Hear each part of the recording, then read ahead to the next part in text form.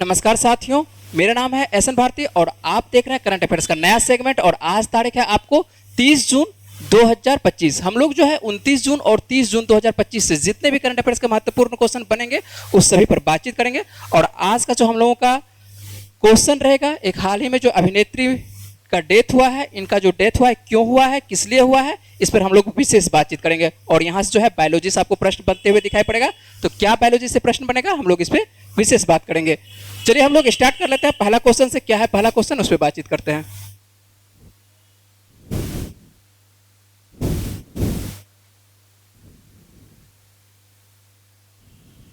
पहला क्वेश्चन आप लोगों के लिए है, राष्ट्रीय सांख्यिकी दिवस हाल ही में मनाया गया है, तो राष्ट्रीय सांख्यिकी दिवस क्यों मनाते हैं हम लोग, आइए बातचीत कर लेते हैं। तो राष्ट्रीय सांख्यिकी दिवस जो है प्रतिवर्ष कब मनाया जाता है, तो आपको ये 29 जून को मनाया जाता है। और भारत सरकार के द्वारा यदि बात करते हैं कि भारत सरकार के द्वारा ये कब से स्टार्ट होती है, तो 2007 से।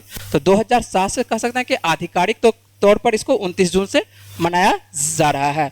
और क्यों मनाते हैं, किसके जन्म दिवस पर मनाते हैं, तो आपको जो है इसके जो सांख्यिकी के कह सकते हैं कि भारतीय सांख्यिकी, तो भारतीय सांख्यिकी के जनक किसको कहा जाता है, तो प्रोफेसर प्रशांत चंद्र महालनोबिस को। आप लोग जो शॉर्ट में पढ़ते होंगे, क्या पढ़ते होंगे, पीसी महालनोबिस पढ़ते होंगे। तो पीसी महालनोबिस के जन्म दिवस पर ही मनाया जाता है कौन सा दिवस, को राष्ट्रीय सांख्यिकी दिवस। तो भारत सरकार के द्वारा 2007 से 29 जून को आधिकारिक तौर पर राष्ट्रीय सांख्यिकी दिवस के रूप में घोषित किया गया है और उसी वक्त से मनाया जा रहा है। और इस दिन को मनाने का मुख्य उद्देश्य हम लोग देखते हैं, मुख्य उद्देश्य क्या है, क्यों हम लोग सांख्यिकी के प्रति कह सकते हैं कि देश को समर्पित मनाते हैं। तो ये जो है आपको देश में निर्माण, ठीक है, राष्ट्र के निर्माण में इसका योगदान होता है, तो राष्ट्र के निर्माण में कह सकते हैं। और उसके बाद नीति निर्धारण और विकासात्मक योजना में सांख्यिकी की महत्वपूर्ण भूमिका होती है। और इसी वजह से जो है हम लोग प्रतिवर्ष आपको राष्ट्रीय सांख्यिकी दिवस मनाया जाता है आपको 29 जून को। तो किसके जन्म दिवस पर, तो आपको याद रखना है पीसी महालनोबिस। ये जो आप तस्वीर देख रहे हैं ये पीसी महालनोबिस की तस्वीर है और इन्हीं के जन्म दिवस पर कह सकते हैं 29 जून को प्रतिवर्ष क्या मनाया जाता है, राष्ट्रीय सांख्यिकी दिवस मनाया जाता है। आप लोग इनको जो है पंचवर्षीय योजना में योगदान देखे होंगे कि भारत सरकार का जो पंचवर्षीय योजना आया जाता है तो उसमें भी इनका महत्वपूर्ण योगदान रहता है, तो आप लोग को ध्यान रखना है। चलिए हम लोग देखते हैं नेक्स्ट क्वेश्चन, देखते हैं कि क्या है नेक्स्ट क्वेश्चन।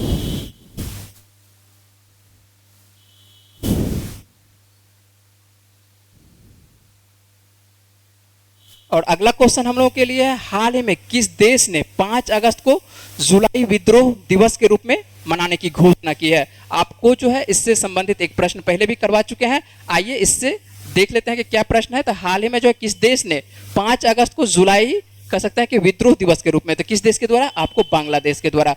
तो बांग्लादेश आपको पता है कि पिछले वर्ष जो है बांग्लादेश में 5 अगस्त को जुलाई में क्या होती है, आपको यहाँ पर छात्र आंदोलन होता है ना, विद्रोह किया जाता है, विरोध किया जाता है, खास करके शेख हसीना की सरकार का विरोध किया जाता है। और उसके बाद शेख हसीना का सरकार को यहाँ से कह सकते हैं कि आपको उखाड़ के फेंका जाता है, कह सकते हैं कि बिल्कुल यहाँ से शेख हसीना की सरकार को देश छोड़कर भी इसको निकलना पड़ता है और यहाँ से इसकी सरकार गिरते हुए दिखाई पड़ रही है।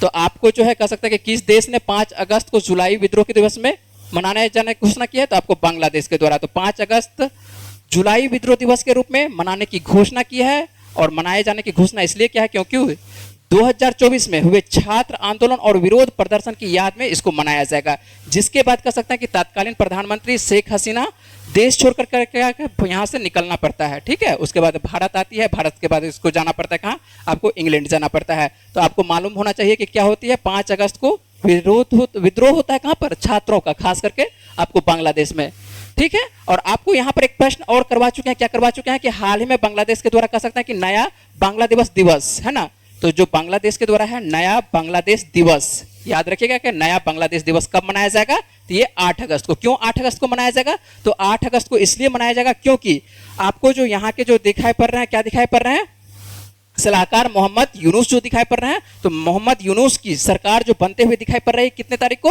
तो आपको 8 अगस्त को। 5 अगस्त को पूरी तरह से बांग्लादेश में क्या होता है, विरोध प्रदर्शन होता है और उसके बाद 8 अगस्त को यहाँ पर सरकार चेंज हो जाती है। जैसे ही चेंज होती है तो आपको कौन बनते हुए दिखाई पड़ रहे हैं, आपको नोबेल प्राइज है, आपको मोहम्मद यूनुस, तो मोहम्मद यूनुस बनते हैं, तो ध्यान रखना है। और जैसे ही आपको नाम आता है बांग्लादेश की, तो बांग्लादेश की आपको राजधानी बता दीजिए, बांग्लादेश की राजधानी क्या है, ढाका है, और राष्ट्रपति कौन है, मोहम्मद आपको शहाबुद्दीन है। और उसके बाद यहाँ पर प्रधानमंत्री अभी वर्तमान में है नहीं, लेकिन इसी को कह सकते हैं कि प्रधानमंत्री भी कह सकते हैं या आप सलाहकार कह सकते हैं, कौन है, मोहम्मद यूनुस है। तो आपको यहाँ से प्रश्न 2 प्रश्न करवा चुके हैं, तो दोनों प्रश्न को आपको याद रखना है। ये जो वर्तमान में आप ये तस्वीर आप देख रहे हैं, अभी जो तस्वीर देख रहे हैं, ये है आपको बांग्लादेश के सलाहकार मोहम्मद यूनुस की तस्वीर है। और यदि मैप में अवस्थिति देख लेते हैं तो आपको सीधी सी बात है कि आपको बांग्लादेश दिखाई पड़ते हैं, भारत के कह सकते हैं कि बीचों बीच आपको दिखाई पड़ते हैं। क्या दिखाई पड़ते हैं? बांग्लादेश दिखाई पड़ते हैं। ठीक है, चलिए अगले प्रश्न पर बात करते हैं।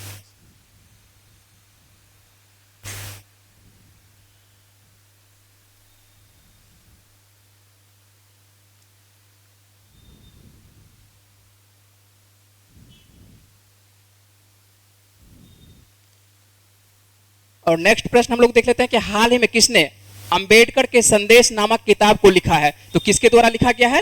डीएस वीरैया के द्वारा लिखा गया है। तो आपको याद रखना है कि डीएस वीरैया के द्वारा कौन सा पुस्तक लिखा गया है? आपको अंबेडकर के संदेश। ठीक है, और इसका जो विमोचन किया गया है, किनके द्वारा विमोचन किया गया है? तो भारत के जो उपराष्ट्रपति हैं आपको जगदीप धनखड़, इनके द्वारा आपको कह सकते हैं कि विमोचन किया गया है। और ये जो नाम आपको दिखाई पड़ रहा है कौन सा? डीएस वीरैया। ये डीएस वीरैया जो है कर्नाटक के पूर्व विधायक और लेखक हैं। और ये किस पार्टी के हुआ करते हैं? तो ये आपको दिखाई पड़ रहे हैं बीजेपी के। और आप लोगों को यहाँ पर बता देते हैं कि आपको खास करके बात करते हैं कि 1942 ईस्वी में भारत के संविधान में कुछ जोड़ा गया। कौन सा शब्द जोड़ा गया था? तो आपको 3 शब्द जोड़ते हुए दिखाई पड़ता है। कौन कौन सा शब्द? आपको अखंडता और क्या, समाजवादी और पंथ निरपेक्ष, है ना। तो 3 शब्द आपको दिखाई पड़ता है कि आपको जोड़ते हुए। और इसमें कहा गया, इस किताब की यदि बात करते हैं, क्यों ये किताब फेमस होती है, क्यों प्रसिद्ध है, आपको याद रखना है कि आने वाले दिनों में भारत में एक क्वेश्चन बनते हुए दिखाई पड़ रहा है। कौन सा शब्द हटाने जाने आपको संविधान से बोला जा रहा है कि हटाया जाएगा? कौन सा शब्द हटाया जाएगा? सेक्युलर और सोशलिस्ट, जो समाजवाद है, और उसके बाद जो आपको पंथ निरपेक्ष कहते हैं या धर्मनिरपेक्ष कहते हैं। तो धर्मनिरपेक्ष और आपको समाजवाद, ये शब्द को जो है क्या कहा जा रहा है, किससे हटाया जाना है? तो आपको हटाए जाने की बातचीत किया जा रहा है। किससे? कि भारत का जो कह सकते हैं कि संविधान जो लिखा गया है, संविधान में खास करके जो प्रस्तावना है, तो प्रस्तावना में आपको 3 शब्द जोड़ा गया है। ठीक है, तो 3 शब्द जो अखंडता जोड़ा गया है, उसके बाद क्या कहते हैं आपको समाजवाद जोड़ा गया है, उसके बाद समाजवादी, उसके बाद आपको पंथ निरपेक्ष कह सकते हैं या धर्मनिरपेक्ष कह सकते हैं। यहां से 3 शब्दों को कहा जा रहा है, क्या कहा जा रहा है कि हटाया जाना है। और ये शब्द को कब जोड़ा गया था? तो आपको 1976 ईस्वी में 42वें संवैधानिक संशोधन में इन तीनों शब्दों को जोड़ा गया था। लेकिन खास करके 2 शब्द को जो है यहाँ पर हटाए जाने की बातचीत किया जा रहा है। तो आपको ध्यान रखना है, हो सकता है कि इस पे बीजेपी के द्वारा इसको उठाया गया है प्रश्न। तो बीजेपी के द्वारा जब उठाया गया है प्रश्न, तो इसको आपको ध्यान रखना है। आने वाले दिनों पे हो सकता है कि इस पे चर्चा हो।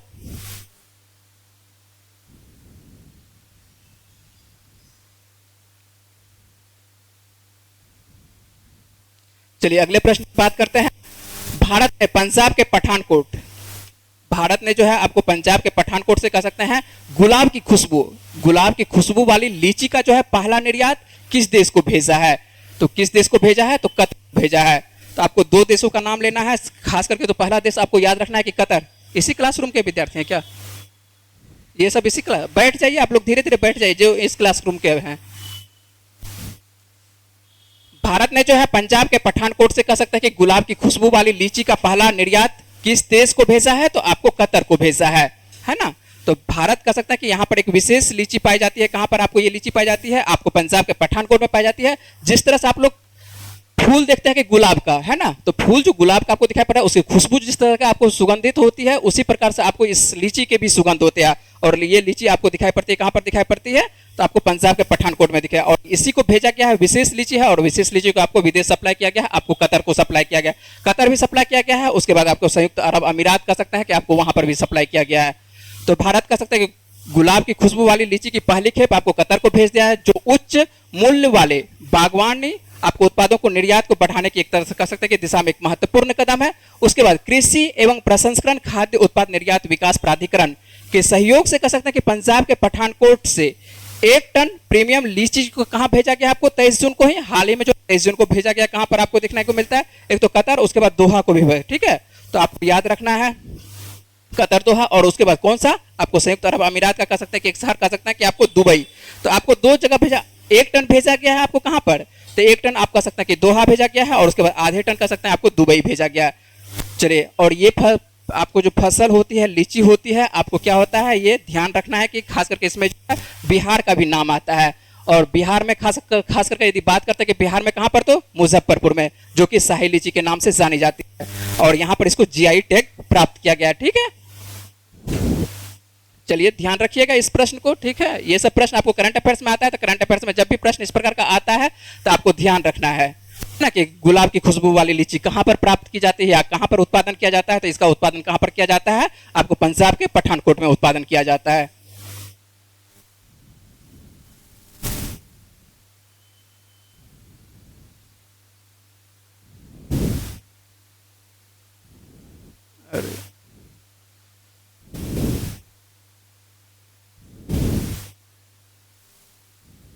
चलिए अगले प्रश्न पर बात कर लेते हैं। किस राज्य ने हमारे शिक्षक, एक पोर्टल लॉन्च किया गया है। कौन सा पोर्टल लॉन्च किया गया है कि किस राज्य ने कह सकते हैं कि हमारे शिक्षक नामक डिजिटल प्लेटफॉर्म शिक्षकों के लिए ई अटेंडेंस अनिवार्य कर दिया गया है। तो किस राज्य के द्वारा, तो मध्य प्रदेश के द्वारा। तो मध्य प्रदेश सरकार जो है कह सकते हैं कि आपको स्कूल प्रशासन में पारदर्शिता जवाबदेही बढ़ाने की दिशा में कह सकते हैं मध्य प्रदेश की सरकार ने 1 जुलाई 2025 से सरकारी स्कूलों के सभी शिक्षकों के लिए डिजिटल के रूप में कह सकते हैं, शिक्षकों के लिए डिजिटल के रूप में अपनी उपस्थिति दर्ज कराना अनिवार्य कर दिया है। और यह जो कह सकते हैं कि आपको हमारे शिक्षक, ये जो पोर्टल का जो नाम रखा गया, क्या नाम रखा गया है, आपको हमारे शिक्षक प्लेटफॉर्म के माध्यम से ये किया जाएगा, है ना। और ये किसके द्वारा, तो याद रखना है कि मध्य प्रदेश राज्य सरकार के द्वारा। और नाम आता है मध्य प्रदेश का, तो मध्य प्रदेश के बारे में जल्दी से बता दीजिए। मध्य प्रदेश, जब भी राज्य का नाम आएगा तो राज्य आपको याद रखना है कि राजधानी, मुख्यमंत्री कौन है, उसके बाद राज्यपाल कौन है, उसके बाद यहाँ लोकसभा की सीटें कितनी है और राज्यसभा की सीटें कितनी होती है। तो आपको ध्यान रखना है। तो मध्य प्रदेश में सीधी सी बात है कि राजधानी तो आपको याद ही होता रहता है, ठीक है। राजधानी क्या है, भोपाल है। मुख्यमंत्री कौन है, डॉक्टर मोहन यादव है। उसके बाद राज्यपाल कौन है मध्य प्रदेश के, आपको मंगू भाई सगन भाई पटेल हैं। यदि लोकसभा की सीटों की बात करते हैं तो आपको 29 सीटें हैं, और राज्यसभा की सीटों की यदि बात करते हैं तो कितनी सीटें हैं, आपको 11 सीटें हैं।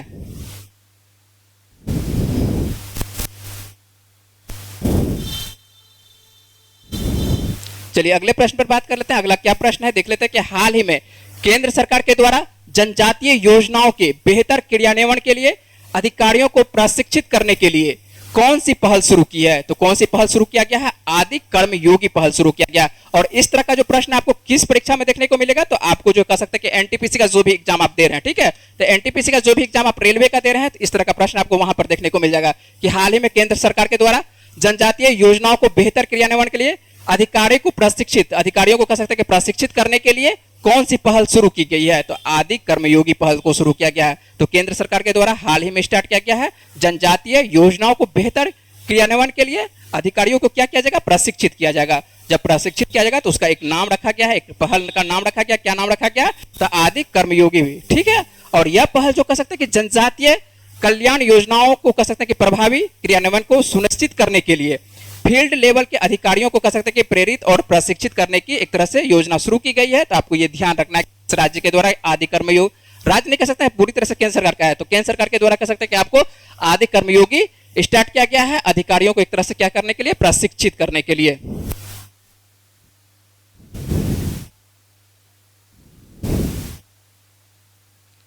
चलिए अगले प्रश्न पर बात कर लेते हैं। अगला क्या प्रश्न है, और ये प्रश्न भी आपको महत्वपूर्ण प्रश्न है और आपको ध्यान रखना है। आने वाले दिनों किसी भी परीक्षा में कह सकते हैं, किसी भी परीक्षा में ये आपको पूछेगा कि हाल ही में किसे रिसर्च एंड एनालिसिस विंग, ठीक है, जिसको कि शॉर्ट में क्या बोलते हैं हम लोग, रॉ बोलते हैं, रॉ का प्रमुख नियुक्त किया गया है। तो रॉ का प्रमुख नियुक्त किया गया, किसे नियुक्त किया गया है, पराग जैन को नियुक्त किया गया है। जहां पर भी आप किसी भी किताब में पढ़ रहे होंगे तो उसको सुधार कर लीजिएगा कि पराग जैन हाल में किसको नियुक्त कर दिया गया है। तो आपको रॉ का कह सकते हैं कि आपको जो प्रमुख नियुक्त किया गया है, पराग जैन को नियुक्त किया गया। तो भारत सरकार के द्वारा कह सकते हैं कि ये जो है भारत सरकार की क्या है, खुफिया एजेंसी है।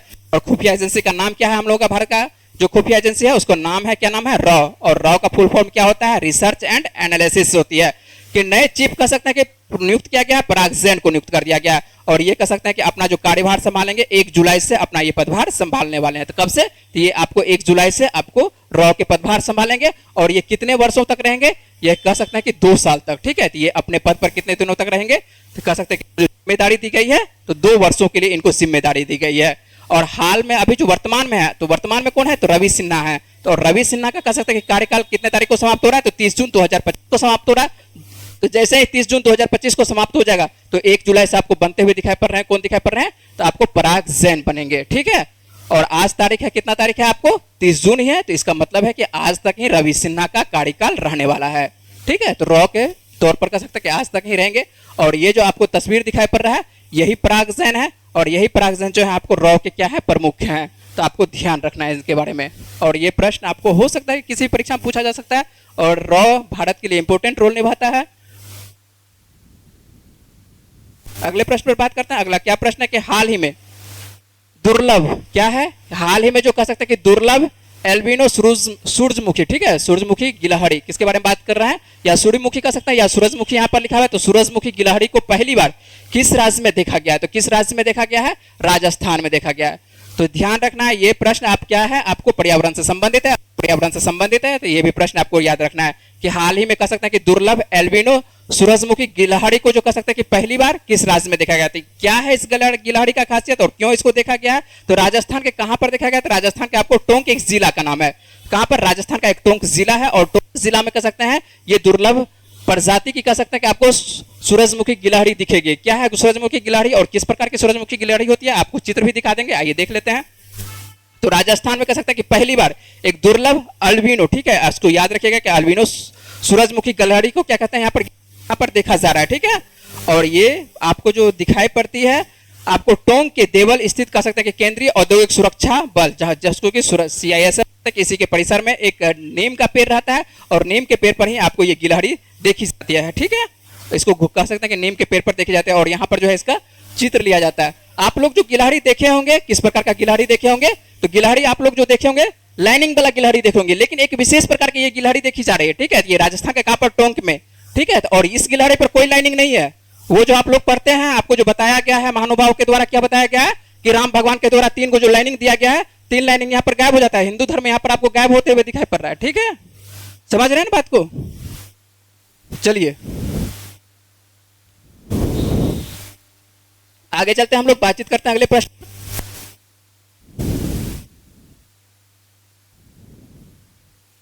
और ये प्रश्न आपके लिए बिहार का कह सकते हैं कि बिहार के लिए तो महत्वपूर्ण रहेगा ही, किसी भी परीक्षा के लिए यह महत्वपूर्ण रहेगा। क्या है महत्वपूर्ण प्रश्न, तो आइए देख लेते हैं क्या महत्वपूर्ण प्रश्न है। वैसे आपको इससे संबंधित एक बार करवा चुके हैं कि जब इसका घोषणा किया गया था कि बिहार में पहली बार ई वोटिंग करवाया जाएगा, लेकिन यहां पर क्या प्रश्न बन रहा है तो वो बात कर लेते हैं। हाल ही में कह सकते हैं कि ई वोटिंग करने वाला देश का पहला राज्य कौन बना है, ठीक है। क्या है प्रश्न कि हाल ही में ई वोटिंग, इसका अर्थ है कि आप मोबाइल से क्या कर सकते हैं कि सीधा वोट गिरा सकते हैं। ये पहली बार किया जा रहा है, और पहली बार किया जा रहा है कहां से, अपना बिहार से, ठीक है। तो याद रखना कि बिहार से है ना, बिहार भी अब धीरे धीरे आगे निकल रहा है। तो देश में कह सकते हैं कि पहली बार बिहार में क्या किया जा रहा है, ई वोटिंग की शुरुआत हुई है, ठीक है। कहां पर, तो कहां पर बात कर लेते हैं कि सबसे पहले तो इसमें कौन कौन सम्मिलित होंगे, कौन वोट कर सकते हैं। तो कौन वोट कर सकते हैं, तो इसमें जो है आपको बुजुर्ग कर सकते हैं, जो कि कह सकते हैं कि मतदान केंद्र तक नहीं पहुंच सकते हैं, उनके लिए ये व्यवस्था की गई है। उसके बाद जो गर्भवती महिलाएं हो सकती है उनके लिए ये व्यवस्था है। उसके बाद जो प्रवासी बिहारी हैं, है ना, जो कह सकते हैं कि बिहार से बाहर हैं, यदि वो वोट करना चाहते हैं तो वो व्यक्ति भी आपको इसमें वोट कर सकते हैं। तो किसके द्वारा, तो आपको ई वोटिंग के जरिए, ठीक है। तो आपको जो कह सकते हैं कि प्रवासी तो आपको जो दिखाई पड़ रहा है प्रवासी बिहारी जो है मोबाइल मतदान से कह सकते हैं कि सीधी सी बात है कि आपको लोकतांत्रिक प्रक्रिया में ये भाग लेते हुए दिखाई पड़ रहे हैं। और कहां पर ये क्या क्या है, किनके द्वारा कह सकते हैं कि इसमें वोट किया गया है, तो आइए बातचीत कर लेते हैं। तो सबसे पहले आपको बिहार के किस जिला में पहुंचना पड़ेगा, तो बिहार के आपको पूर्वी चंपारण में पहुंचना पड़ेगा। कहां पर पहुंचना पड़ेगा, तो बिहार के पूर्वी चंपारण में। और यदि बिहार के पूर्वी चंपारण पहुंचे तो वहां पर एक आपको ब्लॉक दिखाई पड़ता है, क्या दिखाई पड़ता है, पकड़ी दयाल दिखाई पड़ता है। पकड़ी दयाल आप लोग देखे होंगे, या जो रहने वाले इस क्षेत्र के हैं तो जानते होंगे पकड़ी दयाल को। तो बिहार के पूर्वी चंपारण की रहने वाली एक विभा देवी है, क्या है, विभा देवी है। और एक व्यक्ति आपको दिखाई पड़ रहा है पुरुष की, यदि बात करते हैं पुरुष में आपको दिखाई पड़ता है मुन्ना कुमार दिखाई पड़ता है। तो आपको विभा देवी के द्वारा इनका नाम आपको याद रखना है, ठीक है। क्या नाम याद रखना है कि बिहार के पूर्वी चंपारण की रहने वाली जो विभा देवी है, ये पहली ऐसी महिला है जो क्या करती है, ई वोटर करती है, ई वोटर बनी है, ठीक है। जो पहली बार वोट गिराने वाली जो कह सकते हैं कि मोबाइल से जो बनी है, कौन बनी है, आपको विभा देवी बनी है। जबकि यदि बात करते हैं कि पुरुष ऐसे कौन है कि जो कि पहली बार वोट गिराते हैं, तो आपको कौन करते हैं, आपको ये मुन्ना करते हैं, मुन्ना कुमार के द्वारा। और ये दोनों कहां के रहने वाले हैं, तो आपको पूर्वी चंपारण के किस कह सकते हैं कि किस ब्लॉक के कह सकते हैं, तो आपको पकड़ी दयाल के, ठीक है। यहां पर लिखा हुआ है पकड़ी दयाल। तो पकड़ी दयाल जो आपको दिखाई पड़ता है, तो आपको पकड़ी दयाल के ये रहने वाले हैं। और यहीं पर हाल फिलहाल में क्या होता है, वोटिंग किया जाता है। और वोटिंग जो किया जाता है तो आपको इन दोनों का नाम आपको याद रखना है। चित्र दिखा देते हैं, आपको समझ में आएगा, आसानी से समझ में आएगा। ये जो आपको दिखाई पड़ रहा है ये मुन्ना कुमार का चित्र है, और ये जो आपको तस्वीर जो दिखाई पड़ रहा है ये विभा देवी का चित्र है। तो इन दोनों का भी जीएस में नाम आ रहा है, तो जीएस में जब नाम आ रहा है तो आपको याद रखना है, ठीक है। उम्मीद है कि आप लोग याद रखेंगे।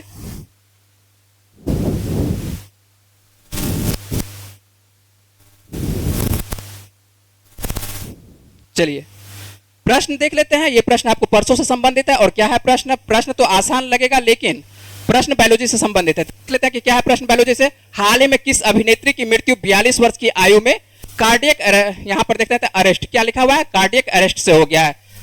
तो ये कौन है? तो शेफाली जरीवाला। नाम सुने होंगे, वैसे आप न्यूज में देखे भी होंगे और पेपर में भी देखे होंगे, ऐसे तो रील्स में भी देख लिए होंगे, है ना। चलिए देख लेते हैं। तो शेफाली जरीवाला की मृत्यु हो चुकी है, कितने वर्ष की? वो मात्र 42 वर्ष की अवस्था में, ठीक है। तो इनकी मृत्यु किसके वजह से हुई है? तो कार्डियक अरेस्ट की वजह से। तो ये एक आपको नया शब्द है, ये जो आपको लिया गया है, प्रश्न लिया गया है हिंदू पेपर से लिया गया, ठीक है। तो हिंदू का जो आपको इंग्लिश वाला जो वर्जन आता है, तो हिंदू पेपर से ये उठाया गया प्रश्न है, तो आपको ध्यान रखना है। तो क्या होता है कार्डियक अरेस्ट? आइए देख लेते हैं। तो कार्डियक अरेस्ट तब होता है जब दिल काम करना क्या कर देता है? बंद कर देता है। और यह गंभीर हार्ट डिजीज बिना किसी चेतावनी के हो सकता है। यहां पर किसी प्रकार की चेतावनी नहीं होगी, तो आपको डायरेक्ट यहां पर आती है, क्या आती है? कार्डियक अरेस्ट आती है। एक आता है डायरेक्ट, अभी बात कर लेते हैं, एक आसान सा होता है कि आपको हार्ट अटैक का नाम सुनेंगे, लेकिन ये क्या है? ये कार्डियक अरेस्ट है। तो कार्डियक अरेस्ट मान के चलिए कब होती है? तो जब दिल काम करना बंद कर देता है और यह गंभीर हार्ट डिजीज किसी बिना चेतावनी के हो सकता है। यहां पर किसी प्रकार की चेतावनी नहीं होगी। आइए बात करते हैं आगे। तो कार्डियक अरेस्ट के दौरान कह सकता है कि दिल जो है धड़कना क्या कर देता है? बंद कर देता है। सिंपल है कि दिल धड़कना स्वाभाविक है कि बंद करेगा। और ब्रेन और शरीर के अन्य भागों में ब्लड फ्लो क्या हो जाती है? सीमित हो जाती है। और यह स्थिति आमतौर पर कह सकता है कि हार्ट के इलेक्ट्रिकल सिस्टम में क्या होती है? किसी न किसी प्रकार की समस्या होती है। जो आप ऐसे नोट पढ़े होंगे, यदि आप पढ़े होंगे हार्ट के बारे में, तो ऐसे नोट्स के बारे में पढ़े होंगे। तो उसको जो रखा जाता है किसके अंतर्गत रखा जाता है? इलेक्ट्रिकल सिस्टम के अंतर्गत रखा जाता है। और इलेक्ट्रिकल सिस्टम के अंतर्गत आपको ये बात ध्यान रखनी है कि ये कार्डियक अरेस्ट होती है। और कार्डियक अरेस्ट कह सकते हैं कि कई बार बहुत तेज और अचानक हो सकता है। और यह रोगी के को क्या कर सकता है कि रोगी को बेहोश, अचानक बेहोश करेगा और अचानक क्या होगी? इसकी मृत्यु हो जाएगी। तो आपको ध्यान रखना है कि कार्डियक अरेस्ट से किसकी मृत्यु होती है? आपको बताइए जल्दी से। शेफाली जरीवाला का। चलिए सही है। अब आते हैं डायरेक्ट बात करते हैं जो सिंपल आप लोग नाम सुनेंगे हार्ट अटैक का। तो हार्ट अटैक क्या होती है? यहां पर देख लेते हैं कि हार्ट अटैक क्या होता है। तो दिल का दौरा, यहां पर देखिए दोनों में क्या अंतर है। तो यहां पर दिल का दौरा तब पड़ता है जब दिल को कह सकते हैं कि रक्त और ऑक्सीजन भेजने वाली धमनी अवरुद्ध हो जाती है। यहां पर सीधी सी बात है, यहां पर धमनी से लेना देना है, ठीक है। तो दिल का दौरा कह सकते हैं कि रक्त और ऑक्सीजन भेजने वाली धमनी जब अवरुद्ध हो जाती है और समय के साथ कह सकते हैं कि वसायुक्त कोलेस्ट्रॉल युक्त जमाव हृदय की धमनियों में, पट्टिकाओं में कह सकते हैं कि निर्माण करता है। और यह पट्टिका क्या होती है? फट जाती है। तो रक्त का थक्का बन सकता है। स्वाभाविक बात है कि रक्त का क्या, जैसे ही पट्टिका फटेगी तो रक्त का थक्का बनेगा। और रक्त का थक्का बनेगा तो ये क्या हो जाएगी? धमनी को कह सकते हैं कि सीधी सी बात है कि अवरुद्ध कर देगा, जिससे दिल का दौरा पड़ सकता है। ये सिंपल है। इस प्रकार का ये जो है नॉर्मल, ये इसको नॉर्मल हार्ट अटैक का बोला जाता है। ये किसी को वो कह सकते हैं कि ये इस तरह से सिंपल सी बात है। यदि कोई वसायुक्त खाना ज्यादा खा रहा है तो यहां पर देखिए आपको जो जूम करके लिया गया है, तो यदि आप देख रहे हैं तो ये धमनी के क्या कर सकते हैं कि आपको बगलते बगलते क्या दिख रहा है? वसा बनते हुए। इसको पलक बोला जाता है। यदि बायोलॉजी की भाषा में बात करते हैं तो इसको पलक बोला जाता है। और पलक में क्या होती है? धीरे धीरे यहां पर जमते हैं और ये आपको धमनी को क्या कर देती है? ब्लॉक कर देती है। अब जब ब्लॉक कर देगा तो सीधी सी बात है कि ब्लड का फ्लोइंग अच्छी तरह से नहीं हो पाएगा, तो यहां पर भी हार्ट अटैक आते हुए दिखाई पड़ती है।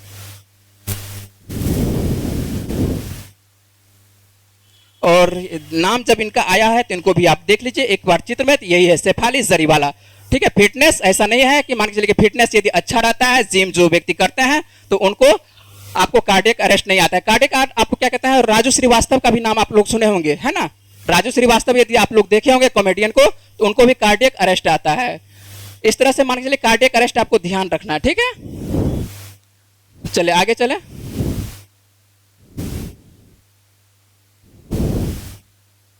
कितने बजे से आप लोगों का क्लास है?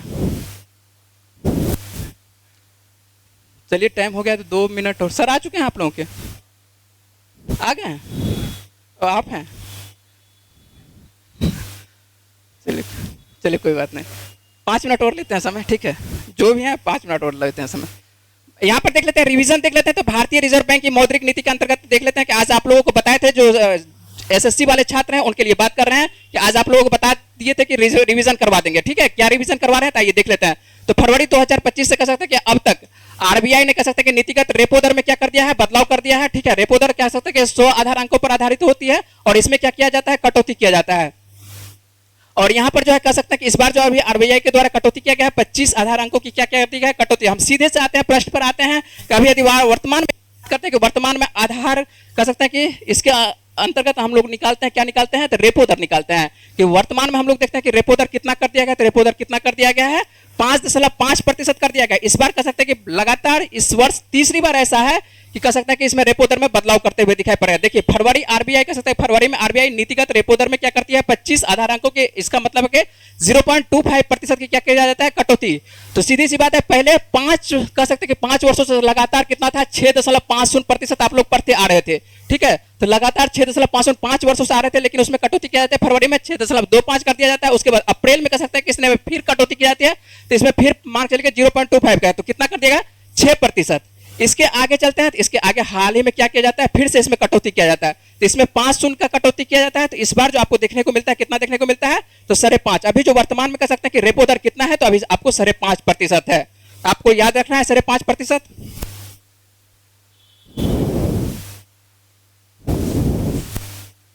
चलिए यहाँ पर थोड़ा सा और रिवीजन कर लेते हैं, यहाँ से क्या क्या प्रश्न बनते हैं दिखाई पड़ता है, उसको भी देख लेते हैं कि नीतिगत रेपो दर आपको बता चुके हैं कि कितना है, तो 5.5%। और निश्चित रिवर्स रेपो दर की यदि बात करते हैं तो इसमें भी आपको कह सकते हैं कि अभी वर्तमान में तो कोई बदलाव नहीं किया गया, लेकिन पहले ही बदलाव किया दिया गया था, तो आपको कितना 3.35%। पर अभी वर्तमान में कोई बदलाव नहीं किया गया। ठीक है, तो याद रखिएगा 3.35 क्या है, आपको रिवर्स रेपो दर। अस्थायी जमा आपको बात करते हैं कि सुविधा कितना है, तो आपको ये 5.25% है, जो कि पहले कितना हुआ करता था, तो 5.75% हुआ करता था। सीमांत अस्थायी सुविधा की यदि बात करते हैं तो ये आपको दिखाई पड़ती है कितना, तो 5.75। उसके बाद बैंक दर की यदि बात करते हैं तो बैंक दर आप लोगों से प्रश्न पूछा जा सकता है, रेपो दर, रिवर्स रेपो दर, उसके बाद बैंक दर। तो बैंक दर आपको ध्यान रखना है, बैंक दर कितना है, वर्तमान में 5.75 है। ठीक है, बैंक दर आपको याद रखना है कि 5.75 दिखाई पड़ता है। यदि बात करते हैं, क्या बात करते हैं, आपको सीआरआर के बारे में, सीआरआर क्या होती है, आपको कैश, आपको रिजर्व रेशियो कह सकते हैं कि सीधी सी बात है कि नगद आरक्षित अनुपात कह सकते हैं कि ये वर्तमान में कितना कर दिया गया है, तो 4% कर दिया है। कितना कर दिया गया है, तो ये 4%। ठीक है, आप लोग ये जो जितना भी आपको करंट डाटा है तो आपको ध्यान रखना है। उसके बाद यदि बात करते हैं एसएलआर की, तो एसएलआर कितना प्रतिशत कर दिया गया है, 18%। इसमें कह सकते हैं कि इसमें कोई बदलाव नहीं, जो पहले था वर्तमान में अभी वही है। ठीक है, और यहाँ पर एक प्रश्न आपको बता देते हैं, आज का जो प्रश्न था सेट में, वो प्रश्न क्या था कि एसएलआर के कौन जमा करके रखता है, तो एसएलआर जो है बैंक अपने पास रखती है, जबकि कैश रिजर्व रेशियो जो रखती है किसके पास रखा जाता है, आरबीआई के पास रखा जाता है। ठीक है, तो आज का यही प्रश्न था, इसलिए आपको आज क्या करवा चुके हैं, इसके बाद रिवीजन है, ये रिवीजन प्रश्न है, आपको रिवीजन करवा दिए। चलिए हम लोग देख लेते हैं, कुछ प्रश्न देख लेते हैं जल्दी से। पिछले वीडियो में आप लोगों से प्रश्न पूछे थे, क्या प्रश्न पूछे थे कि निम्न में से किस राज्य में भारत के पहले कह सकते हैं कि तितली अभ्यारण्य का उद्घाटन किया गया है, तो तितली अभ्यारण्य का उद्घाटन कहां पर किया गया है, आपको केरल में उद्घाटन किया गया है। तो आपको ध्यान रखना है कि केरल में इसका उद्घाटन किया गया है। आज का क्या प्रश्न है, जल्दी से देख लीजिए आज का क्या प्रश्न है, और आपको प्रश्न का जवाब देना है, कहां पर देना है, कमेंट बॉक्स में देना है। चलिए, हाल ही में किस जीवाश्म पार्क को यूनेस्को की संभावित विश्व धरोहर स्थलों की सूची में कह सकते हैं कि शामिल किया गया है, तो ये प्रश्न आपको पूरे विस्तार से करवाए हैं। तो इसका सही जवाब क्या है, आपको देना है जवाब कहां पर, कमेंट बॉक्स में देना है। यदि आपको वीडियो अच्छी लगती है तो वीडियो को क्या करना है, लाइक करना है, सब्सक्राइब करना है चैनल को। ठीक है, और अपने दोस्तों के साथ क्या करना, शेयर करना है। चलिए मिलते हैं आप लोगों से अगली वीडियो में, तब तक के लिए अपना ख्याल रखिए, पढ़ते रहिए, वीडियो में बने रहने के लिए बहुत बहुत शुक्रिया, धन्यवाद।